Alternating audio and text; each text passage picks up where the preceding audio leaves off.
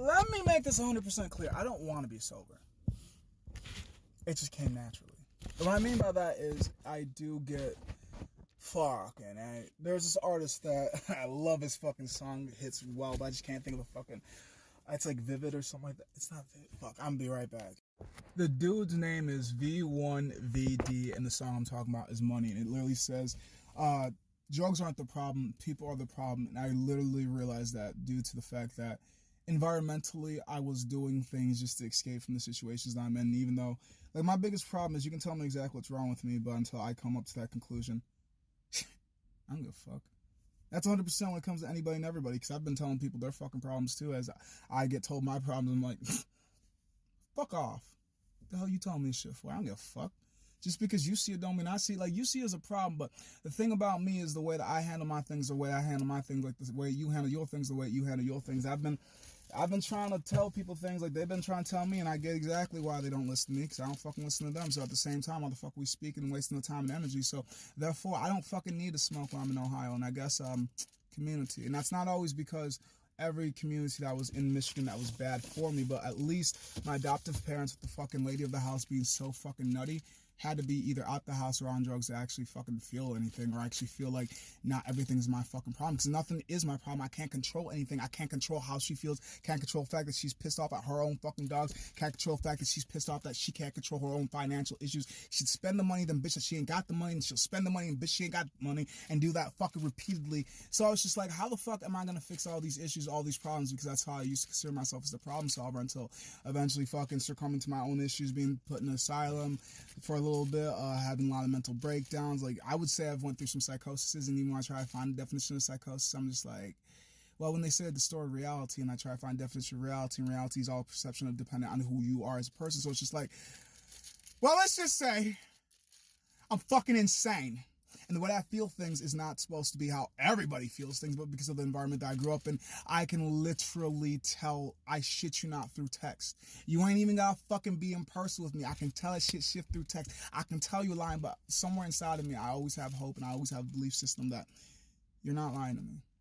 Actions speak louder than words, and maybe you fell asleep. Maybe you forgot to tell me. Maybe. I'll always give you the benefit of the doubt, even though you could have my blood on the knife, and I'd be like, I could watch you stab me, and might be, and maybe it was an accident. Maybe they didn't mean to do that. You know, accidents happen because I have this monster inside of me that always tells me, just kill them. And that's not fucking healthy, Ethan. So I'm just like, shit. This is never a good time to kill people. But yes, there is. Violence is never the answer, says the child molester, says the pedophile, which is the exact same thing, says the murderer, says the money launderer, says the criminal. Violence is never the answer, says the ones that always use violence to solve all the problems. And I'm just like, I don't know when to be violent. I really don't. I'd leave you the fuck alone, but why are you standing in front of me? Could you please move? Now, you want to use bashful words against me? Cool. I don't give a fuck. They say poke, but as long as they fucking poke me, it must be a joke. See, I gotta be fine and fucked up in my mind. I'm just trying to figure out, who am I? Another reference towards a different thing. American Dad, if you've ever seen, if you're a fan of it or anything like that, you remember that one episode where Francine gets a day to herself where she's not taking care of the whole entire family? That's literally how I feel being in Ohio. It's just like, who the fuck am I? I don't have my Roger to take me on actually, no. She's more aggressive than Roger. But either way, I don't have Roger to take me on this trip to figure out who the fuck I am individually. But I will say she did give me an idea of a roommate that I'm staying with that I've known for years. I absolutely love and adore her. And I see her as the highest form of, like, respect. Like, I even told her, and I'll tell her as many times as I can, that I would drop a lot of people just for her. I absolutely, like, we have a Marry at 30 plan. I don't know if she's really being serious, because, like, I think everybody's joking and all this and all that, but, like, I deeply try my best to care about her, think of her and love her in the way that I know how to love, but, like, I'm fucking weird. People always tell me that, rather they love me or hate me. I'm just like, whatever. Just don't upset me, which is stupidly easy and impossibly hard all at the same time, because in reality, I am pleased by anything and pissed off at everything. And it's just like, how could that be? I don't know, I'm fucking insane. Either way, so it's like she said, when you move to Ohio, you should just start writing in the journal. And I'm like fucking 3 days into it, 7, if not 9 pages deep. Like, I will admit the first day wasn't too bad.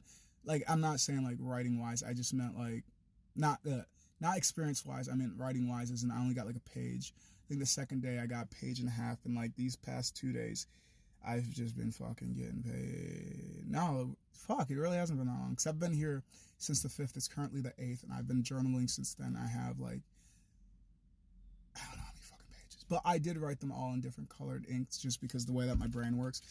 If I'm looking at all black, I'm not going to want to read the whole entire thing. I've realized that looking at my own poetry books where I'm just like black, black, black, black, black. Fuck!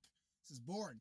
Black, pink, red, green, blue. What the fuck are these about? Black, green, red, blue, orange, yellow, brown, brown, red, green, orange, black. I don't know. For some reason, when I make more call for, I'm more willing to actually sit there and read it. So that's why I've done it to myself. Like, I'm learning as I'm unlearning, and it's just, I do see a better future in Ohio than I would have ever seen in Michigan, because in Michigan, it's all I had is many distractions. People that will always need help, but will they always help me?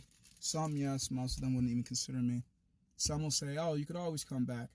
Of course I can. Who doesn't fucking love the hardest worker on the company, in the company, around the company? Rather, if I am part of the company, I am good company. Either freaking way, I don't own a company, so of course they get all the fucking awards when it happens to be the people that do all the pushing, all the cleaning, all the whatever the fuck they want done, but they're the face of the company.